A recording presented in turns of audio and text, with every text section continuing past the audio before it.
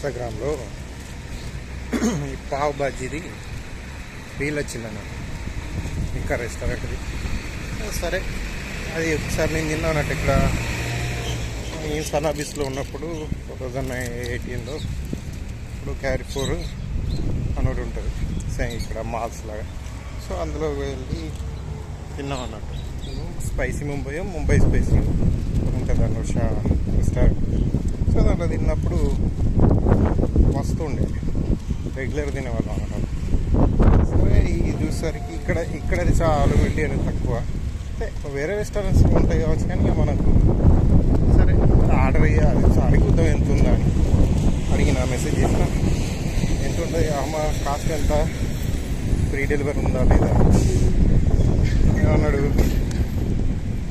5 kilometres దగ్గర ఉంటే free delivery, లేకపోతే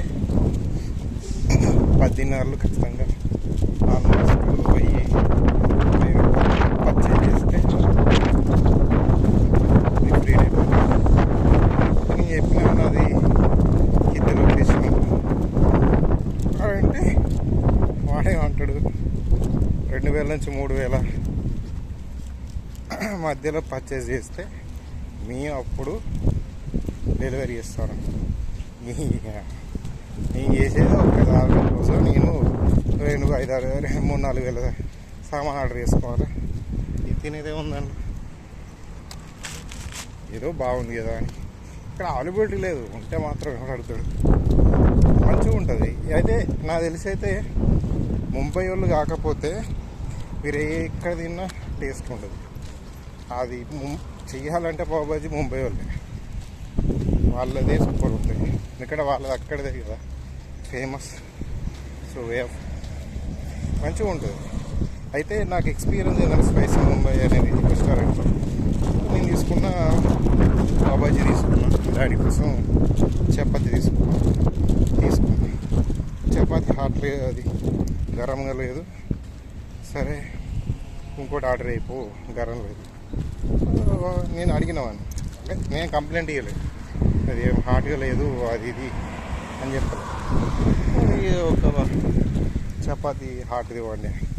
మళ్ళీ మనీ పేమెంట్ చేసేటప్పుడు తీసుకున్నప్పుడు నాకు అర్థమైపోయింది చపాతీ హాట్గా లేదు. అందుకే మళ్ళీ ఫ్రెష్ అడుగుతున్నారు, అంటే మళ్ళీ ఆర్డర్ ఇస్తున్నారు అని అర్థం చేసుకొని ఆర్డర్ తీసుకొని పైసలు తీసుకోలేదు. అంటే వాళ్ళ కస్టమరు డిస్సాటిస్ఫై అవ్వద్దు.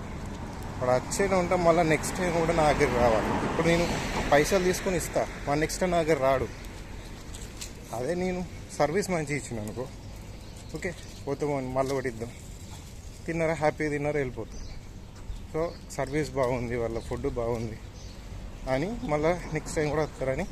అది అంటే వే ఆఫ్ ట్రీటింగ్ కస్టమర్ అనేది బాగా అనిపించింది అప్పుడు. గ్రేట్ అది, ఇట్లా ఉండాలి కస్టమర్ ట్రీటింగ్ చేసే విధానం. సో మా దగ్గర అంత మంచిగా చూసుకున్నా కూడా ఒకసారి ఇన్సిడెంట్ కూడా జరిగింది. నేను మా తమ్ముడు ఉన్నప్పుడు ఒక డ్రైవర్, ఆటో డ్రైవర్, చాలామంది వస్తుంటారు పోతుంటారు, వాళ్ళు ఇవ్వాలి అట్లా అడిగారు. ఈ పర్సన్ ఏం చేసిండు, తిన్నారు 3-4 తిన్నారు.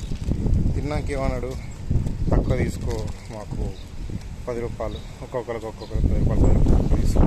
నాకు వచ్చేది 10 రూపాయలు. అట్లా నేను 10 రూపాయలు తీసుకున్నాక నాకు వచ్చేది ఏముంది, అట్లా కుదరదని.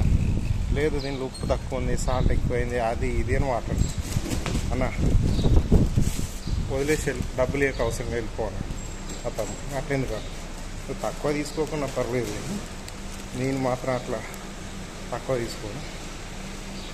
ఓకే నువ్వు ఏదో రీజన్ చెప్పి ఇట్లా వేయడం కరెక్ట్ చేయాలి.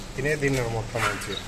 లాస్ట్గా ఏమంటాడు, అలా సాల్ట్ తక్కువైంది, ఇది ఎక్కువైంది, అది ఎక్కువైంది. సో ఆ విధానం కరెక్ట్ కదా.